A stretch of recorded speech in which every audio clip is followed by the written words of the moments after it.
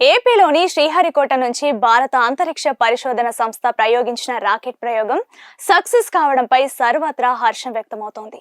ఇస్రోకు ఇది 100వ ప్రయోగం కావడం విశేషం.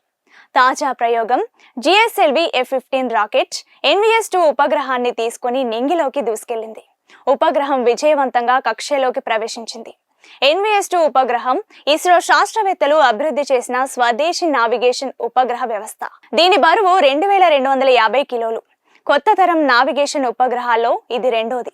ఇస్రో అధిపతిగా బాధ్యతలు చేపట్టిన బి నారాయణ్ కు ఇది మొదటి ప్రయోగం. దీంతో ఆయనే స్వయంగా అన్ని ప్రక్రియలోనూ దగ్గరుండి పర్యవేక్షించారు.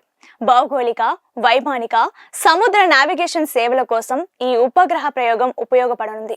వ్యవసాయంలో సాంకేతిక, విమానాల నిర్వహణ, మొబైల్ పరికరాల్లో లొకేషన్ ఆధారిత సేవలు అందించనుంది.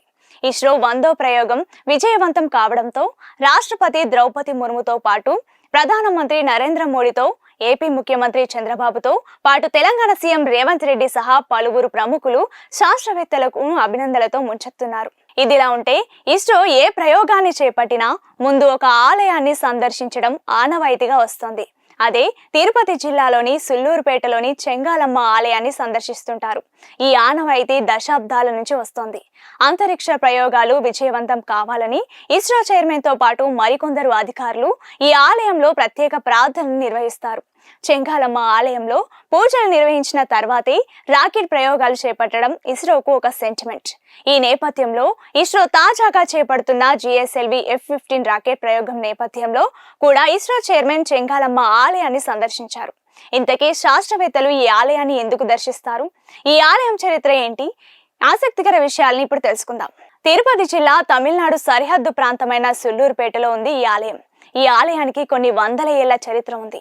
ఈ ఆలయానికి తెలుగు రాష్ట్రాలతో పాటు కర్ణాటక, తమిళనాడు రాష్ట్రాల నుంచి భక్తులు వస్తుంటారు. ఈ ఆలయానికి ఎన్నో ఏళ్ల చరిత్ర ఉంది. 10వ దశాబ్ద కాలంలో పశువుల మేతకు తీసుకెళ్లిన కొందరు యువకులు పవిత్ర కలంగి అనే నదిలో ఈతకు వెళ్లారని, నీటి ప్రవాహం దాటికి కొట్టుకుపోతూ ఒక శిలను పట్టుకుని ప్రాణాలతో బయటపడ్డారంటూ, అనంతరం ఆ యువకులంతా ఆ శిలను బయటకు తీసి ఒడ్డు మీద ఉన్న ఓ చెట్టు వద్దకు చేర్చారు. యువకులు ఆ శిలను పడుకోబెట్టగా తిరిగి ఉదయం వచ్చే చూసేసరికి నిలబడి కనిపించింది. దీంతో ఆశ్చర్యానికి గురైన గ్రామస్తులు ఆ మహిషాసుర మర్దినియే స్వయంభుగా వెలిసిందని భావించి విగ్రహాన్ని గ్రామంలోకి తీసుకెళ్లి నిర్మించారని చెప్తారు. ఇస్రో సెంటిమెంట్ అంతరిక్ష ప్రయోగానికి ముందు అమ్మవారి దర్శనం చేయాల్సిందే. చెంగాలమ్మ ఆలయానికి తలుపులు లేకపోవడం ప్రత్యేకత. దీనికి కూడా ఒక కథ ప్రచారంలో ఉంది. కొన్నేళ్ల క్రితం ఓ దొంగ గుడిలోకి వెళ్లాడంటూ, దీంతో గ్రామస్తులంతా కలిసి ఆలయానికి తలుపు ఏర్పాటు చేశారు. అయితే గ్రామస్తుల కలలోకి వచ్చిన అమ్మవారు నాకు భక్తులకు మధ్య ఎలాంటి అడ్డు ఉండకూడదని తెలపడంతో ఆ తలుపులను తీసి ఆలయ ప్రాంగణంలో ఉంచారు. అయితే కొన్ని రోజుల తర్వాత ఆ తలుపుల కలప నుంచి ఒక చిన్న ముక్క మొలిచి పెద్ద వృక్షంగా మారిందని చెప్తారు. ఇంత మహిమ ఉన్న ఈ అమ్మవారిని దర్శించుకుంటే ప్రతి ప్రయోగం సక్సెస్ అవుతుందనే నమ్మకంతో ఇస్రో శాస్త్రవేత్తలు ఇక్కడికి వచ్చి పూజలు చేస్తారని తెలుస్తోంది. అదే విషయం.